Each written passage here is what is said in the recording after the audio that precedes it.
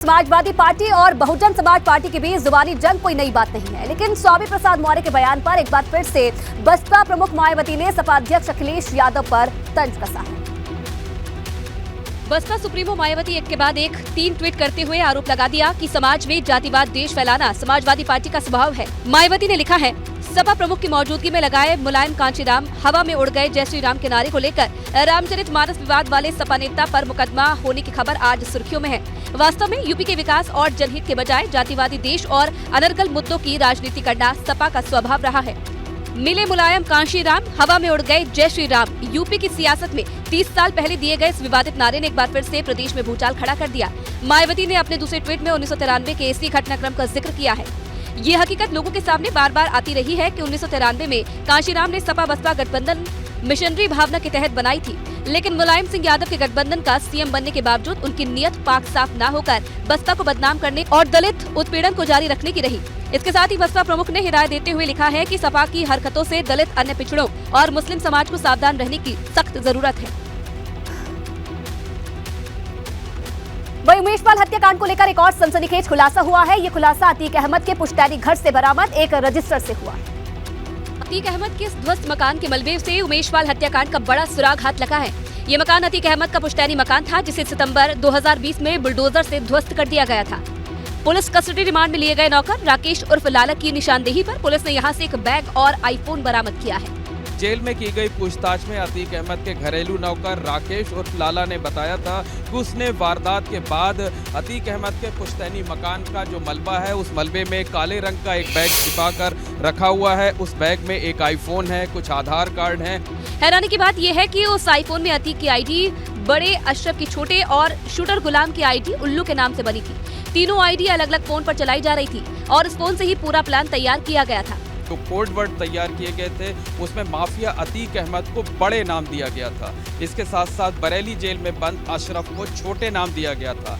वारदात में जो शूटर शामिल थे उन्हें भी अलग अलग कोड वर्ड अलॉट किए गए थे। जैसे शूटर गुलाम को उल्लू कोड वर्ड दिया गया था। इस मामले के तार अब यूपी के बाहर भी जुड़ रहे हैं।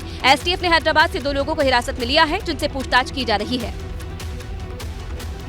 उन्नाव में बना फीकल स्लज ट्रीटमेंट प्लांट अब अपनी बदहाली की कगार पर पहुंच चुका है, क्योंकि अब ये लापरवाही की भेंट चढ़ गया है।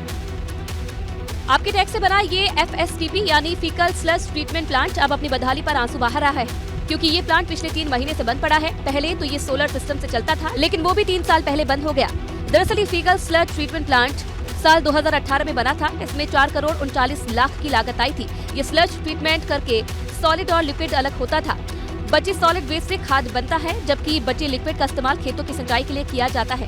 शाम ये होता कब से ये बंद पड़ा हुआ है? 3 महीना हो गया। क्या दिक्कतें क्या आ रही हैं? सब लाइट हमें नहीं मिल पा रही। कनेक्शन नहीं हुआ अभी कनेक्शन नहीं हुआ। और ये जो सोलर सिस्टम लगा हुआ है ये बैटरियाँ इसकी ख़राब हो गई, इसी वजह से प्लांट हमारा बैठ जाता है। चालू करते हैं आधा घंटा 15 मिनट के लिए बच जाता है। कुछ ठप क्या 1-2 मोटरें चलती हैं सर, उससे क्या होगा? जब पूरा प्लांट चलाएंगे तो पूरा प्लांट के लिए पूरी मोटरें चलना चाहिए। हालांकि आलम यह है कि अब यहाँ ना तो अपशिष्ट के टैंक आते हैं, न ही किसानों को खाद मिल पा रही है, क्योंकि करोड़ों की लागत से बना ये ट्रीटमेंट प्लांट नगरपालिका की उदासीनता का शिकार बन चुका है और शिकायत करने के बावजूद भी अधिकारी सुनने को तैयार नहीं है। वहीं दिल्ली के रामलीला मैदान में किसान मजदूर संगठनों ने 13 सूत्री मांगों को लेकर प्रदर्शन किया, जिसमें देश भर के 20 से ज्यादा राज्यों के किसानों और मजदूरों ने मजदूर किसान संघर्ष रैली में कूच किया। किसानों और मजदूरों की बड़ी भीड़ से पूरा रामलीला मैदान खचाखच भरा रहा और लेफ्ट पार्टियों के बैनर तले हो रहे इस रैली में हर ओर सिर्फ लाल झंडे ही दिखाई दे रहे थे। दरअसल किसानों के जो अहम मुद्दे हैं उनमें न्यूनतम भत्ते की मांग, प्राइवेटाइजेशन के खिलाफ ठेकेदारी प्रथा खत्म करने की मांग, किसानों के लिए केंद्र से कर्ज माफी, 60 साल से अधिक उम्र के किसानों को पेंशन, अमीरों पर टैक्स बढ़ाने की मांग समेत कुल 13 सूत्री मांगों को लेकर प्रदर्शन किया गया। उधर रैली में CPI-M के महासचिव सीताराम येचुरी भी प्रदर्शन में शामिल हुए। उन्होंने केंद्र सरकार को किसान विरोधी बताया। किसान को आपने MSP का वादा किया था, प्रधानमंत्री खुद, आज तक घोषणा नहीं हुई। वादा आपने किया था ऋण माफी का, आज तक वो किया नहीं। लेकिन दूसरी तरफ उनके मित्र और बड़े बड़े जो खरबपति, वो जो लाखों की तादाद में, लाखों करोड़ों की तादाद में जो कर्जा लेते बैंक पे, उसको माफ कर देते। इतना ही नहीं, किसानों का कहना है कि किसानों की अनदेखी सबसे अधिक हो रही है, क्योंकि सरकार ने फसल का न्यूनतम दाम के लिए 14 महीने का समय दिया था, लेकिन अभी तक कोई समाधान नहीं हुआ।